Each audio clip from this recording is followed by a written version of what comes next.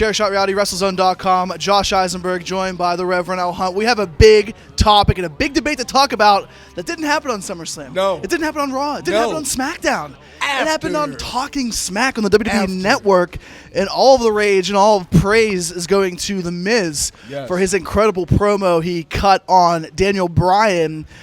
Your reaction? Everybody knows what Daniel Bryan and The Miz's history over the years. The NXT, before NXT was even NXT, getting into the main event at WrestleMania. Daniel Bryan coming up years later and being tutored, quote, tutored by The Miz. What was your initial thoughts on this promo of The Miz basically going out and attacking Daniel Bryan, knowing that Daniel Bryan can't physically do anything to him? You know what? I expected nothing less. If you go back to what I said when you were following Chairshot Reality or WrestleZone, wherever, you see my prediction. I said they need to give the title to Apollo Crews. Why? Simply because I feel like he's more athletic. He gets over that way. And in general, with me, all respect to Miz, he is a better wrestler than Miz, even as green as he is right now within the main circuit. The thing is with this, Daniel Bryan was saying what a lot of people have been thinking deep in their heads, that Miz is getting too complacent. Miz is getting in time when he's lackadaisical. He said the same thing. Miz got angry. He shot his guns. To be honest, I wouldn't think that he would have shot his chops as much if it was a guy that's active on the roster. Yeah. To me, Miz just looks like a big bully, knowing that Daniel Bryan cannot come back. He said clearly on Talking Smack, if he could come back, he would. Miz knows that he can't come back, so he's going to capitalize on it. It's great heat for The Miz, and LeBar wrote about this and talked about this on Triple Live Radio, TripleLive.com. Check out his articles. Whenever you have a guy like The Miz who is notoriously known and hated as being a heel, everybody loves to boo The Miz because they know, well, this is kind of like a Hollywood guy. He's not a guy that you want to see as a world champion again. Even though his world, like he was never an indie guy for 5, 6, 7 years. But I will say this.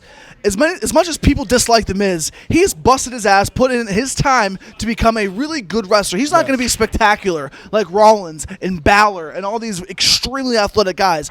But there's a reason why The Miz is still on that roster. There's a reason why he's Intercontinental Champion. He gets heat just by talking and just by looking on camera with a 12 out of 10 in Maurice next to him now. This elevates his character. And I think this was fantastic because you know the storylines in the background of The Miz and Daniel Bryan. This is the only thing that I'm worried about.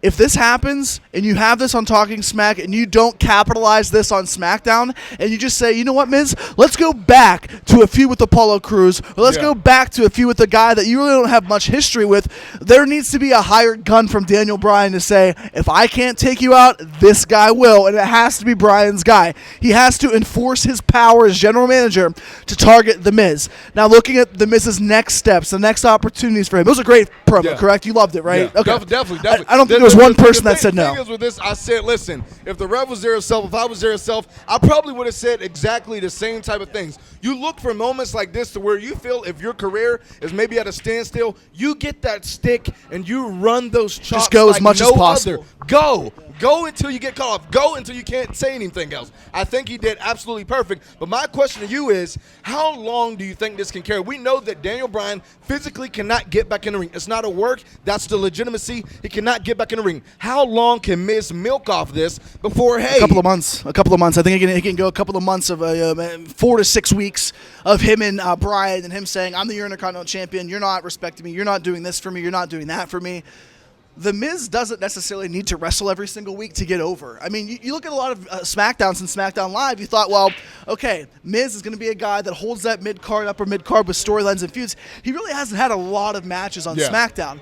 That has to change a little bit. Maybe not every week where you need to see The Miz in a match, but you need to see a developed and a deep storyline for The Miz and the Intercontinental Championship. It has to be more than the title, but it still has to keep the focus back on the title, if that makes sense. Do you think Crews gets another match with him? I honestly think this is going to go, I want to say, hopefully for about at least 4 to 5 more matches. Okay. I'm looking for, at the end of it, Apollo to get the best of him. Right now, the fans love to hate Miz. As a heel, that's what you look for. As a guy like me, that's what you look for. You love to get hated. If you're a heel and you're getting hated, you're doing your job. You're not meant to be a fan favorite. And I think by them attacking one that Daniel Bryan had the presence to where fans could hijack the show because Daniel Bryan didn't go quite to the top. So the fact is, Miz is capitalizing on that. As a heel, you cannot take any better golden ticket than to do exactly what Miz did. But at the same time, I'm afraid that if something doesn't continue to happen like this, you could fall complacent with the character. They have to stay on top of this. He has to capitalize on each and every moment that's given to him.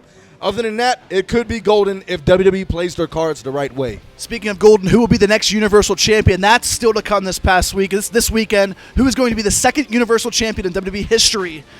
The Rev, Renell Hunt, Josh Eisner, ChairShot Reality, WrestleZone.com all weekend long. Don't go anywhere.